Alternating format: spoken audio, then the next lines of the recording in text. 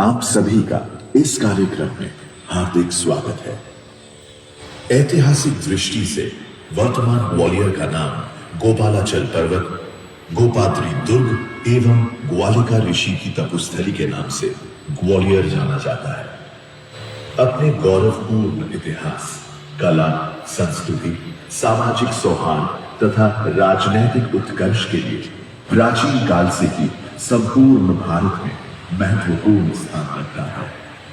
इसके ऐतिहासिक महत्व का पता सर्वप्रथम 6वीं सदी में सूरजकुंड से प्राप्त ग्वालियर प्रशस्ति से ज्ञात होता है, जिससे इस अभिलेख में वर्णित है कि तोड़मार वंश के मेहपुर नाम के शासक ने ग्वालियर स्थित पहाड़ी पर अपना आधिपत्य। हेलो विकास भैया, देखिए आप सभी लोग, मेरे भाई लोग, देखिए हम लोग ये नाइट शो देख रहे हैं।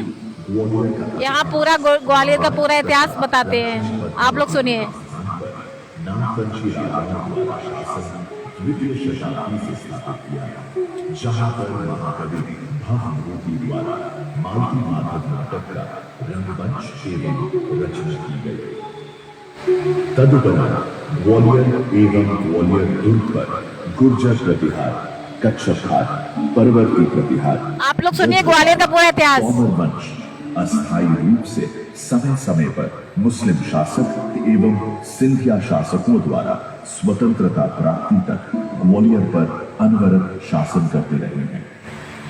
यहाँ ये उल्लेख करना होगा कि इन शासकों के द्वारा समय समय पर वास्तुकला, कला यानी पाषाण एवं चित्रकला, नृत्य कला एवं संगीत कला के लिए अनवरत अपना योगदान रहा है। तोमर काल में मुख्य रूप से राजा मानसिंह तोमर के काल में स्थापत्य कला एवं संगीत कला अपने चरमोत्कर्ष पर थी।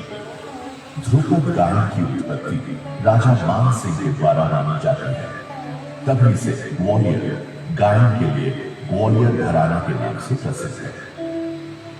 संगीत कला के क्षेत्र में तानसेन अपने युग के सर्वश्रेष्ठ संगीतज्ञ थे। ग्वालियर से लगभग 28 मील दूर ग्राम बेहट में इनका जन्म हुआ। ग्राम बेहट में तानसेन से संबंधित कई स्मृतियां आज भी विद्यमान हैं, जैसे तानसेन के इष्ट देव महादेव जी की मणि आज भी झुकी हुई बेहट ग्राम में देखी जा सकती है। ऐसा कहा जाता है कि तानसेन का संगीत इतना अप्रतिम हो गया कि उनकी तान की तीव्रता और मोहकता से महादेव जी की मणि आंदोलित उठी और परिणाम स्वरूप उसकी दीवारें एक कोने से झुक गई। तानसेन संगीत की उच्च शिक्षा प्राप्त करने हेतु ग्वालियर आए और ग्वालियर किले स्थित राजा मानसिंह तोमर द्वारा स्थापित संगीत विद्यालय से संगीत शिक्षा प्राप्त की। उसके पश्चात उन्होंने संगीत की शिक्षा स्वामी हरिदास जी के सानिध्य में प्राप्त की। तानसेन अपनी आयु के मात्र 27-28 वर्ष में संगीत में इतने पारंगत हो गए थे कि उन्हें तानसेन की उपाधि दी गई। संगीत विद्या में पारंगत होकर तानसेन जीविकोपार्जन के लिए चल और फिर बांधवगढ़ तथा रीवा के राजा रामचंद्र के दरबारी गायक नियुक्त हुए।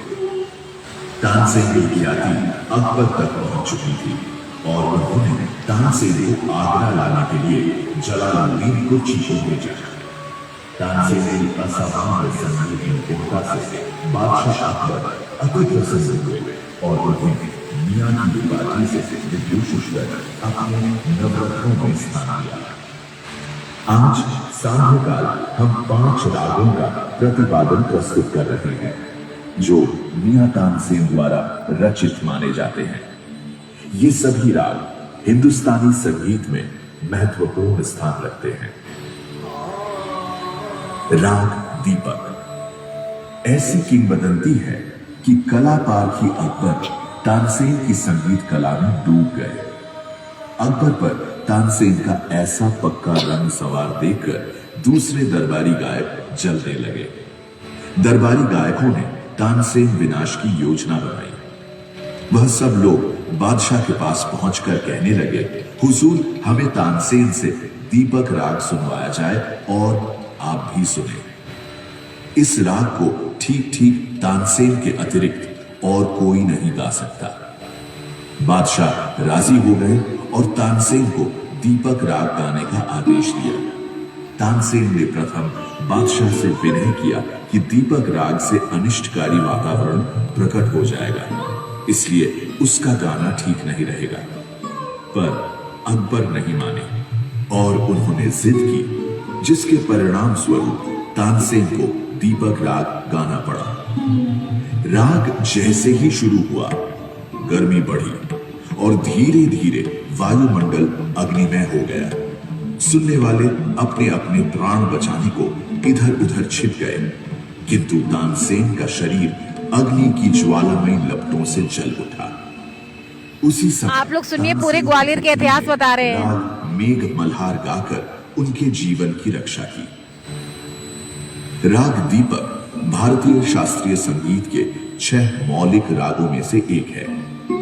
दीपक राग अति प्राचीन। मैं घूमने आई हूँ, ग्वालियर कटोरा ताल है, यहाँ नाइट शो चलता है, पूरा इतिहास बताते हैं। किया था और दीपक जलाए थे, ऐसा प्राचीन धार्मिक कथाओं में उल्लेख है।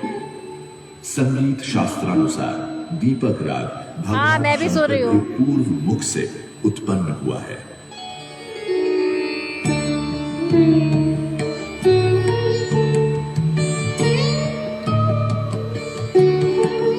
अभी लाइव बंद हो जाएगी तो फिर आप लोग देख लेना, पूरा सब समझ में आ जाएगा।